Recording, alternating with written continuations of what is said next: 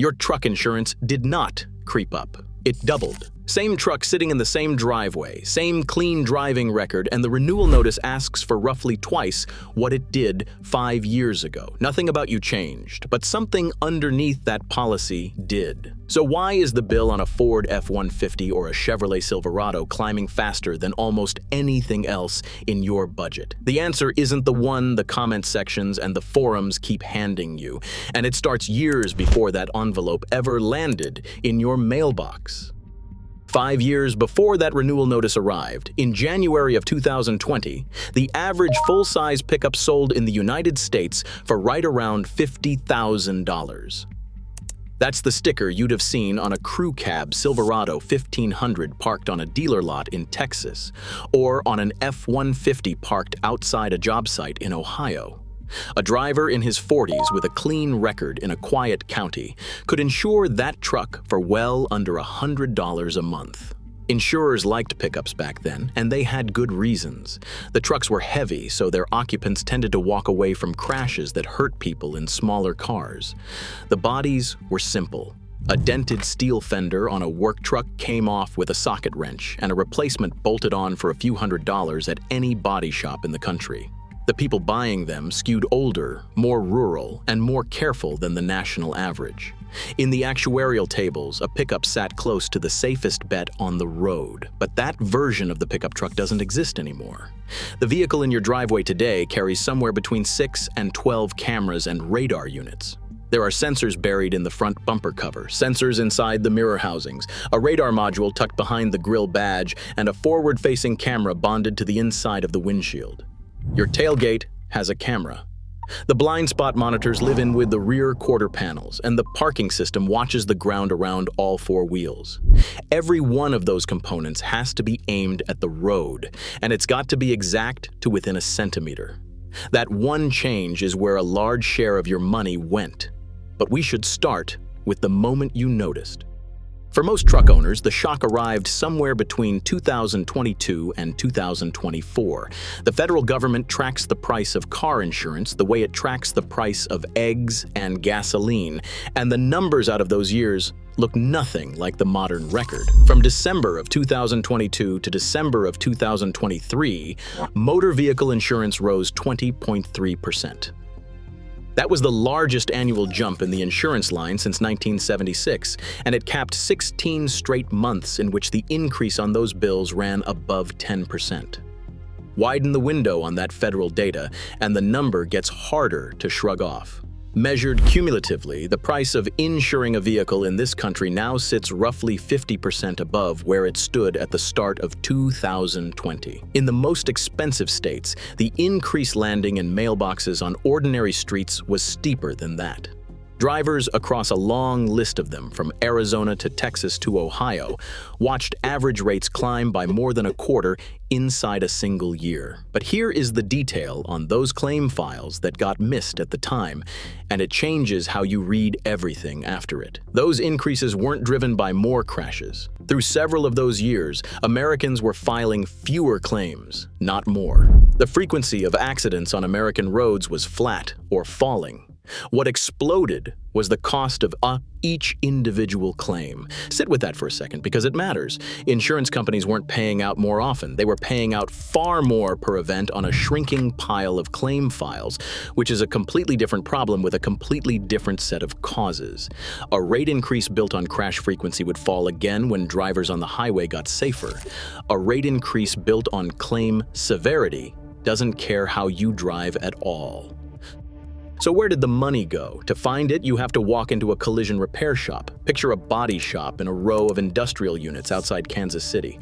A late-model F-150 sits on the lift with a crumpled front bumper cover, the kind of damage a concrete parking pillar leaves behind at walking speed. 20 years ago, that job was a bumper cover, a paint booth, and a day and a half of labor, and that's all it was. Today, the estimator opens the manufacturer's repair procedures on a laptop and finds a list. The forward radar unit has to come out and go back in. The front camera needs a static calibration, which means the truck gets rolled into a level bay and parked in front of a printed target board at a distance the manufacturer specifies to the centimeter. Then it needs a dynamic calibration, which means a technician drives that truck on a highway at a set speed with a scan tool plugged into the port under the dash. The parking sensors need verification. The whole vehicle needs a diagnostic scan before the work starts and another one after it finishes. None of that existed as a line item on a body shop repair order 20 years ago. But look at what it costs now. In 2025, the average collision repair estimate reached $4,818. The sensor procedures are what does the lifting there. Roughly 28% of repair orders written in American body shops now carry at least one calibration line on them. Inside the direct repair networks that big carriers send vehicles to, that share jumped nearly 9 points in a single year, reaching more than a third of every truck and car rolling through the doors. And notice what none of that has to do with. It has nothing to do with your driving record, or the town you live in, or the 11 years you have gone without filing a claim. Keep that in your head, because it comes back when we get to your policy. Each calibration adds somewhere between $350 and $500 to the estimate, and that's only the line item you can see. The bigger cost is time. Repairs on a truck that requires multiple calibrations average more than 17 days from the moment the keys go into the shop drawer to the moment they come back out, against 13 days for a repair that needs none. Every extra day in that bay is another day of rental car the insurer pays for, and another day your truck isn't in your driveway. Want the clearest version of all this? Look at your windshield. On a modern truck, the camera that runs your lane keeping and your automatic emergency braking is mounted to the glass itself. Replace the glass, and that camera loses its reference to the road. A $350 windshield quote becomes a $750 job the moment calibration gets added. And depending on the system, the shop may have to run a static procedure and a dynamic procedure, one after the other. If you're wondering how a sheet of glass got that expensive, so is everybody else. But rising repair bills are only half of what changed, because a growing share of these trucks never get repaired at all. There is a threshold buried inside each claim file. When the estimated cost of repair climbs past a set percentage of what the vehicle is worth, the insurer stops repairing and starts writing a check. The truck goes to a salvage auction lot, one of those gravel fields you pass on the interstate with rows of crumpled vehicles baking in the sun. In 2025, that threshold got crossed on 23.1% of all auto claims, nearly 1 in 4. That's the highest total loss frequency ever recorded in the industry's claims data, which covers hundreds of millions of transactions. More striking than that headline percentage is the category of vehicle hiding underneath it. The share of vehicles declared total losses while still fully drivable reached 10.4%, up from a long-running baseline below 8%. Trucks that started, steered, and drove onto the flatbed under their own power were being written off anyway. But what pushes that line? Two forces, and they push from opposite directions. One of them is the repair estimate we just walked through. Its counterpart is quieter, and almost nobody talks about it, though you can see it in any grocery store parking lot in America. Our vehicle fleet is getting old, and old trucks are cheap to write off. Average age of a light vehicle on United States roads hit 12.8 years in 2025. There are 12 million fewer vehicles 6 years old or newer out there than there were in 2020, and 27 million more that are 7 years old or older. Each of those aging trucks carries a lower book value on paper than it did. Do you see the trap closing? A repair bill near $5,000 can exceed what a 12-year-old half-ton is worth, even when that truck's got another 8 years of work left in the bed and the drive line. So the insurer totals it, pays out the book value, and the owner walks out to an empty driveway and discovers the check won't replace what they had. Then they buy something newer with more sensors in it, and the cycle tightens by one more turn. That shift looked small when it first showed up in the underwriting spreadsheets. It wasn't, and every truck owner in the country is paying for it now. While all of that was working through the claims system, a separate cost was arriving from Washington. In April of 2025, a 25% tariff took effect on imported assembled vehicles. The following month, a similar tariff landed on a wide range of imported auto parts. That matters more than it sounds, because a big share of the components stacked on a repair shop's shelves crosses a border before it ever gets there. Bumper covers, radar brackets, control modules, headlamp assemblies, wiring harnesses, glass. Some analysts put the effect at roughly 8% added to insurance costs on average, stacked on top of the parts inflation already moving through the supply chain. Repair shops on the West Coast reported prices on certain parts running 40 to 50% higher than they had in late 2024. But insurance doesn't react quickly to any of this, and that lag explains why the timing feels so strange from the driver's seat. A carrier cannot raise your rate the day a tariff is announced. It's got to accumulate months of real claims data showing the higher costs, build a rate filing, and submit that filing to a state regulator for approval. So a tariff that took effect in the spring of 2025 doesn't show up on your bill in the spring of 2025. It shows up a year or more later, on a renewal notice that arrives at your kitchen table with no explanation attached to it. The projections coming out of individual state capitals give you a sense of the scale.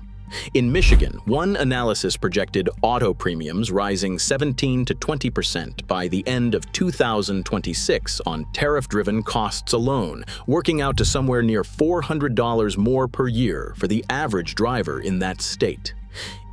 If this is useful to you, hit subscribe. I take apart one piece of how the truck world really runs every week, and the next few go deep on the repair side. Everything to this point has been about metal, glass, and silicon. But the largest single driver of what you pay has nothing to do with your truck at all. So what are you buying when you buy a policy? Open the declarations page on your policy and you'll find that it splits into two very different things. One half covers your vehicle. The other half covers what happens to other people and to their vehicles when your truck hits them. That second half is called liability, and it's where the real money has gone. Between 2017 and 2022, the average bodily injury claim payment rose from roughly $14,000 to more than $20,000. That works out to 7.8% a year, more than twice the pace of medical care inflation across the same period. But it did not stop there. Bodily injury. Severity climbed another 10.3% in the 12 months into 2025, and 32% across 4 years, during a stretch when claim frequency on other coverages was softening. Medical bills aren't the thing driving that. Researchers who examined more than 7 million closed injury claims found that for every dollar of medical bills paid on a bodily injury claim, the total settlement came to about $2. The medical bill has become a multiplier rather than a total. The rest is what attorneys call general damages, the compensation for pain and suffering rather than for any specific hospital invoice inside the claim file. Attorney involvement is the mechanism, and you can watch it happen in the advertising. Represented claims take a median of nearly 440 days to close, more than twice as long as claims with no attorney on them, but the clearest evidence is on your television. Law firms spent $393 million on advertising in 2005. By 2023, that figure had reached $1.2 billion. Those billboards along the interstate outside every American city aren't decoration. They are a business model, and the model works. Then there are the courtroom verdicts at the very top of the range. One analysis found a 52% jump in a single year in jury verdicts of $10 million or more. That same analysis put the cumulative economic and social inflation impact on personal auto insurance somewhere between $92 and $102 billion across the past decade.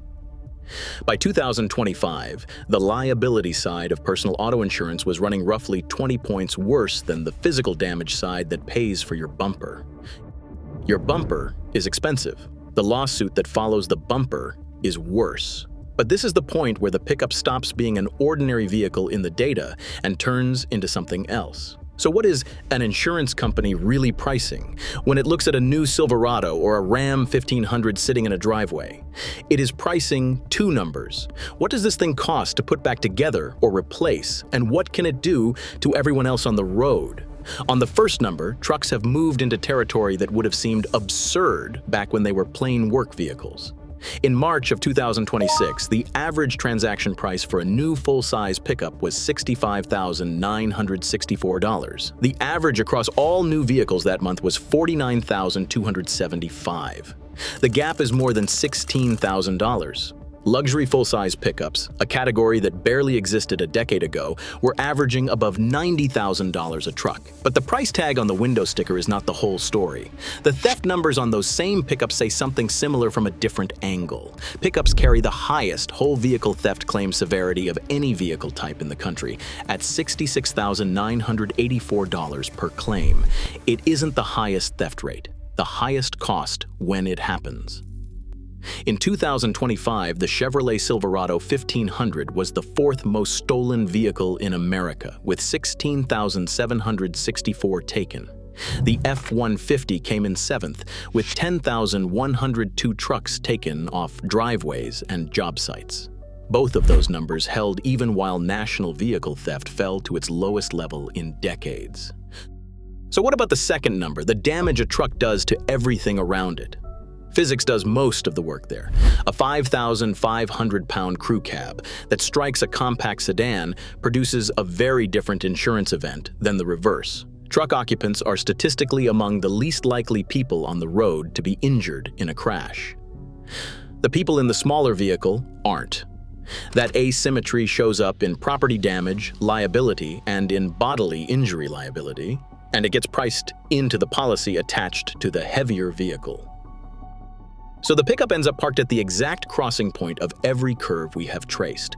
Highest replacement cost in the mainstream market. Highest theft severity of any vehicle type on American roads. Dense with the sensors that drive calibration bills through the roof. Heavy enough to generate the injury claims that litigation has made more expensive every single year. There is no single villain anywhere in that list, but there is a system. And your truck is parked in the middle of it. Which brings us to the last piece, the one that closes the loop on all the numbers in this video. And it's the part that gets discussed least of all. As premiums climbed, some drivers simply stopped paying them. By 2023, more than 1 in 7 drivers on American roads, 15.4%, carried no liability insurance at all. Widen that to include drivers whose limits are too low to cover the damage they cause, and the figure reaches 33.4%, 1 in 3. Each of those drivers is a cost that has to land somewhere. When an uninsured driver runs a light in a parking lot and caves in the door of your truck, the bill doesn't vanish. It gets paid out of the uninsured motorist coverage on your own policy, which means it gets paid by the people who kept paying. Affordability pressure pushes drivers out of the system, and their absence raises the price for everyone still inside it. You'd think somebody in a state legislature would have engineered a way out of that loop by now. Nobody has managed it yet. So where does all of this stand in 2026? There was real relief for drivers in 2025. Average full coverage premiums fell roughly 6% nationally, the first meaningful decline after the surge years, as carriers returned to profitability and started competing for customers again. Drivers in 39 states saw prices drop, and a handful of states cut average premiums by more than 20%. But the forecasts for 2026 point the other way for drivers across most of the country. Prices are projected to rise in 35 states and fall in 15, and motor vehicle insurance was still climbing near 5.9% against the prior year as of February of 2026. Those tariff costs on imported parts are still grinding their way through the rate filings stacked on regulators' desks. The bill sitting on your table right now is a lagging picture of a repair bay you have never walked into. So go back to that renewal notice on the kitchen table one more time. The number printed on that page was never really a judgment about you or your driving. You didn't design the calibration procedures or write the tariff schedule or buy the advertising time for the personal injury bar or decide that a work truck should leave the factory with 12 cameras in it. You happen to own the one vehicle that all of those forces run straight through. The question worth sitting with long after the envelope goes in the drawer isn't whether any of it was fair. It's whether anybody ever decided to do it. Nobody voted to turn a bumper into a computer or a pickup into a $70,000 asset or a fender bender into a 440-day negotiation. Each step made sense to the person making it. The bill at the end is only where all of those reasonable decisions finally met. If you want to see what lands next, the repair shops are where to watch, and I've got that breakdown ready for you. Subscribe, and it'll be waiting when it drops.